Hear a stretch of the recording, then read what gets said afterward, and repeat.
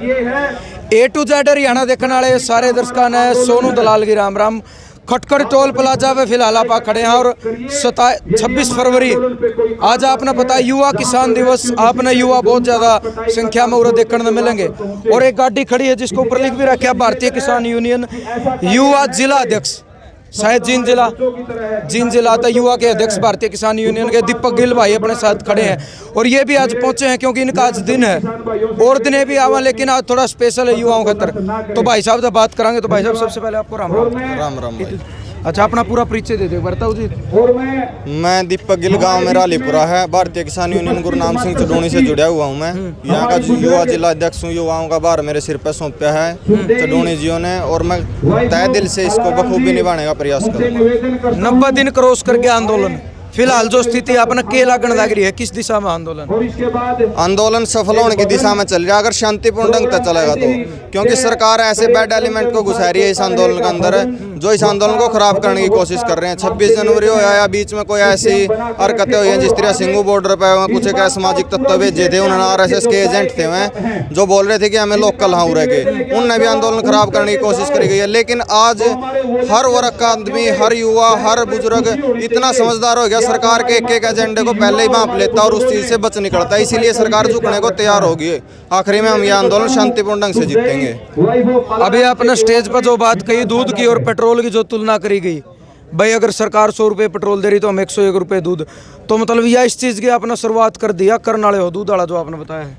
ये हमें हर गांव में जाकर हर प्रकार के लोगों ने जिस प्रकार के हम लोगों ने बताया सकेंगे उस प्रकार तक करांगे और इसका रेट जल्द से जल्द शुरू करवाएंगे। लेकिन उन लोगों तक जो आज किसान आंदोलन के खिलाफ में खड़े हैं उन लोगों ने नहीं, जो गरीब है अपना गांव का अड़ोसी पड़ोसी है, उनके साथ हम कभी भी ना इंसाफी ना करा, ना अन्नदाता किसी ने भूखा मरने देता है। लेकिन जो लोग आज किसान आंदोलन की खिलाफत कर रहे हैं, हमारे शहीदों बांस से उड़ा रहे हैं, उन लोगों ने हमने बताया देंगे किसान अगर झुकना जाना है तो झुकाना भी जाना है। टिकरी बॉर्डर पर पुलिस ने नोटिस लगा दिए कि बॉर्डर खाली करो कि आम जो जनता वो 3 महीने से परेशान है।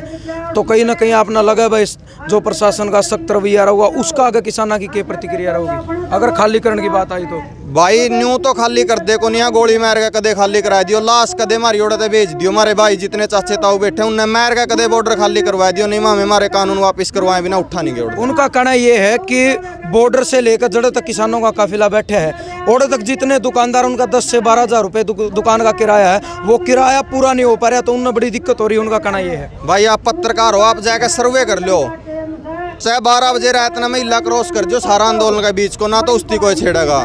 जितनी दुकानें ना उड़ा आज तक 1 रुपया की भी लूटपाट हुई है, ना किसी प्रकार का कोई दंगा हो या ना किसी प्रकार की कोई तोड़ फोड़ हुई है किसी ने कोई किसी प्रकार का, बल्कि जितने वहाँ पे गरीब लोग रह कर देने बाहर के उन्हें तो मजे आ रहे हैं, उन्हें खान पीने अच्छी सुविधा मिल रही है। बात ये है कि प्रशासन ये कह रहा है कि जो 12-12 हज़ार रुपये दुकान का किराया दे रहे नहीं उनका गाहक नहीं आ रहे, क्योंकि और तो गाड़ी नहीं आने पाती, सामान लेनी नहीं आ रही, तो उनका किराया देने में बड़ी दिक्कत हो रही है। किराया देने में दिक्कत हो रही है भाई, लेकिन जो किसान ना अपनी जमीन भी खुशन का डर हो रहा है नहीं, उसका आगे वो तो एक छोटी ही बात है। उन लोगों ने भी आज समझनी पड़ेगी। आज जोड़ कर तेरा चैनल का माध्यम तो मैं उन भाइयों से रिक्वेस्ट करूँ, भाई मारी जमीन खुशन का टाइम है रहा है, मारी जमीन बचवाने खातर जेता में 10-12 हज़ार का नुकसान खेलोगे तो तारा शान है हमारे ऊपर।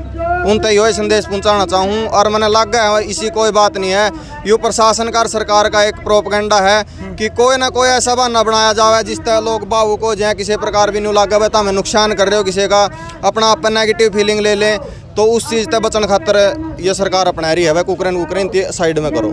पिछले 6-7 दिन तक एक सिलसिला चल रहा है, एक दूसरे ने देख कर किसान खड़ी फसल बांध लग रहे ट्रैक्टर के लिए, इसके बारे में आपकी राय क्या है? भाई इसके बारे में मैंने पहले भी लोगों तक बताया है, जितना तक मैं जुड़ रहा हूँ फेसबुक का माध्यम था, सोशल मीडिया का माध्यम था या पर्सनली मैं जितना ना बताया सकूँ, भाई ये आप चीज़ सरासर गलत है, ऐसा ना करो।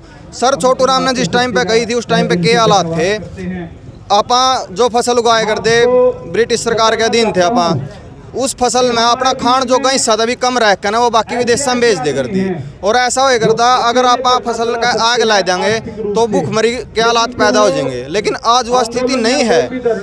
कुछ एक 10-12 साल पहले तेलंगाना साइड में एक घटना हुई थी, 17 लाख एकड़ जमीन पर 2 साल खेती को नहीं करी थी, उस चीज़ के आपा ने भी नॉलेज कौन थी, तो सरकार का तो असर को नहीं होना, इन 100-200-500 किले बह देंगे तो आपा, तो ऐसा ना करो, इसमें अपना समाज का अपना परिवार का नुकसान है, ऐसा ना करो। खून था, आप एक पत्र लिखने की बात कर रहे थे, तो वो पूरा क्या मामला?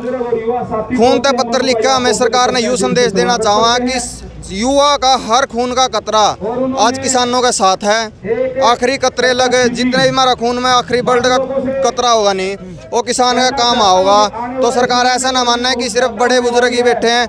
युवा हर छोटा 10 साल तक लेकर, चलो नीचे तो बच्चे हो गए, 10 साल तो ऊपर बच्चा समझने लग जाए, वो हर बालक आज किसान खातर कुर्बानी देने तैयार है। खून तक मैसेज वो चिट्ठी लिखने का सिर्फ हमारा यही मकसद है। सरकार की तरफ से एक बयान हो रहा है कि जो कृषि मंत्री है वो किसाना तो बात करना है तैयार है, लेकिन ईब किसान मना कर रहे हैं कि हम बात नहीं करांगे।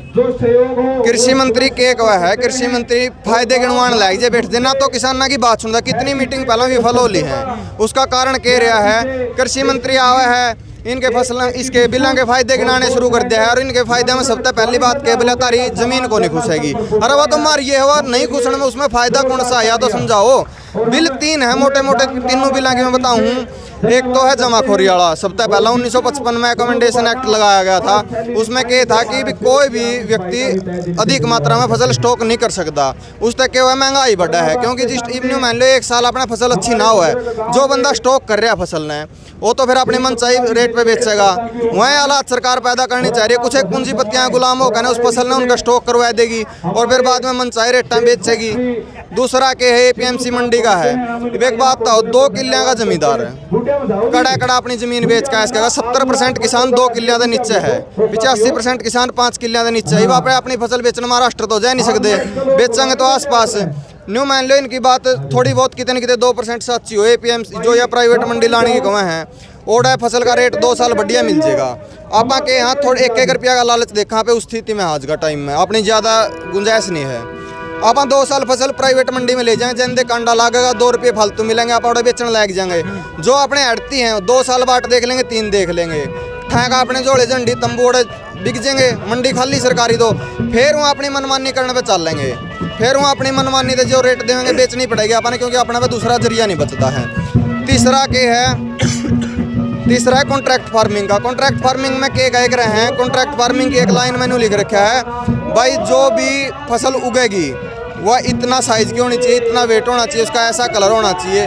तो हर आदमी ने इस बात का बेरा है कि खुला आसमान का नीचे फसल पैदा हुआ है, वह कदे भी अपनी मर्जी तो नहीं पैदा हो सकेगी। अपन यूँ सोचेंगे नहीं अपना आधी किलो के दाने हुए कड़के तो कड़े तो हो जाएंगे वह। और अगर ऐसा नहीं होया तो कॉन्ट्रैक्ट का हिसाब तो मना कर देंगे अपनी फसल लेने दे, तो अपनी फसल तो खराब होगी। फिर वहाँ जो अपन 2000 रुपये की MSP होगी नहीं कणक की और वो 800 में कहेंगे तो अपन देनी पड़ेंगे, क्योंकि अपना पे चारा नहीं है और अपना फसल उगाने का। सर्दी तो निकल गई, गर्मी शुरू होगी, तो आपने नहीं लगता कि जो बुजुर्ग हैं वो सर्दी तो काट ली, गर्मी में बड़ी परेशानी होगी, तो वो धरने पर बैठे रहेंगे या क्या करेंगे? जो किसान रात ने 12 बजे माँ पो का भी नाम है, खेत में पानी लैस का है, तपती दोपहर में जेठ के भी नाम है, अप्रैल मई में कणक कैट्स का है, तो इस गर्मी ने झेल नहीं सकता। उसके ऊपर तो जो सरकारिया एक के गोले भी गेट देनी जद भी को नहीं पाछा दाइब। बाकी मारे वर्गे भाई हैं जितने और भाई हैं जो कामयाब हैं अपने और फील्डा में भी कामयाब हैं, वह भाई हर प्रकार का सहयोग देवेंगे उन भाइयों ने जितने वहाँ बैठे हैं। कूलर का हो गया, चाहे AC भी लुआनी पड़ जियो, 1-1 रुपया जो हमने सेविंग कर रखे नहीं वो सारा मैं आज आंदोलन में जोखने खातर तैयार हाँ, लेकिन इस आंदोलन में विफल नहीं होने देवांगे। कब तक आंदोलन चलन की उम्मीद है, क्योंकि सरकार भी नहीं कह रही है कि वे कानून पक्ष में वापस नहीं होंगे, लेकिन एक साइड किसान बैठ रहे हैं कि कानून वापसी नहीं तो अगर वापसी नहीं। देखो आंदोलन चलना तो नहीं पता कब तक चलेगा, लेकिन मैंने इतना बेरा इसका डेड एंड जब होगा जब हमारे मांग मान ली जाऊंगी, तीनों कानून वापस कर लिए जाओगे, MSP पे कानून बना दिया जाएगा, स्वामीनाथन रिपोर्ट प्लस C2 लागू कर दी जाएगी। क्योंकि स्वामीनाथन रिपोर्ट अगर लागू हुआ है जब तक सरकार है तो आपा सरकार का नहीं 39 लाख करोड़ रुपये आज भी मांगा है किसान, देनदारी नहीं है। क्योंकि किसान के ऊपर कर्जा 12 लाख करोड़ रुपए है, जिसमें तो 6 लाख करोड़ रुपए कर्जा इनका है जो ये खाद बीज दवाइयाँ ही कंपनी है, और 6 लाख करोड़ कर्जा है जो यू अपना कृषि कार्ड वगैरह हो गई इनका। और अगर स्वामीनाथन रिपोर्ट लागू हुआ है जब तक आई गई है तब तक अपन अपनी फसल का उचित मूल्य मिला तो आप 45 लाख करोड़ रुपए सरकार का नहीं मांगा। हाँ देना कितना 6 लाख करोड़, तो 39 लाख करोड़ रुपए आज भी हम सरकार का नहीं मांगा, हमारा दे दो, हमारी MSP दे दो, हमने हमारे जो भी इनमें फिर चाहता मैं ये तारे बिल लागू कर दियो, हमारे 39 लाख करोड़ रुपए देकर आओ मैदान में खुल के। पूर्व शिक्षा मंत्री रामविलास शर्मा का कल एक बयान आया कि होली के बाद किसी भी बॉर्डर पर किसान नहीं दिखेंगे, मतलब आग की लपटा में किसान चले जाओगे कि किसान दिखेंगे नहीं बॉर्डर पर। भाई वाह बात मैंने आप तय बताई थी। इतनी गर्मी में यार जब किसान अपनी कणक काटने खातर में धूप में चलता रहा है, उसका कोई डिहाइड्रेशन हुई है, जिम मारनी है को नहीं भाई न्यू जाएगा 2 दिन जिम में गात फुला के बैठे हूँ, मेहनत कर रखी है, दूध की खानी है, कितनी तपती दोपहरी हो, मैंने कहूँ इतनी तो प्रकृति भी बेईमान नहीं है, वह भी रहम करेगी, बारिश भी होगी, सारे काम होंगे, मौसम भी अच्छा रहेगा और अपना आंदोलन सफल होगा। तो जो भी बीजेपी के मंत्री हैं इनका तो काम के है, यहाँ हुए इनती मैं गाली देना चाहूँ लेकिन मैं तेरा इस पर दे नहीं सकता चैनल पे। वहीं इतने गंदे इंसान हैं, अपनी जेब भरने खातर जाति का नाम पे लड़वा देंगे, धर्म का नाम पे लड़वा देंगे। आप एक बात बताओ, मैंने राम ने का मस्जिद तोड़ी थी, अल्लाह ने मंदिर तोड़ा था अपना, किसी ने नहीं तोड़ा। ये सिर्फ अपने बनाए सरकार के एजेंडे में उलझो इंसान हाँ पा और उलझ के सारी जिंदगी व्यतीत कर देंगे अगर ये आंदोलन सफल नहीं होगा तो। चलो आपका बहुत बहुत धन्यवाद। धन्यवाद। तो भाई युवा जिला अध्यक्ष दीपक गिलता अपना बात करिए और इन बातों में आपका मानना क्या है, एक सभ्य कमेंट के जरिए अपने सोच विचार जरूर दियो और अगर आपने लगी वो बात सही है तो इन्हें शेयर कर दियो। खटखट टोल प्लाजा फिलहाल आप खड़े हैं। जय जवान जय किसान।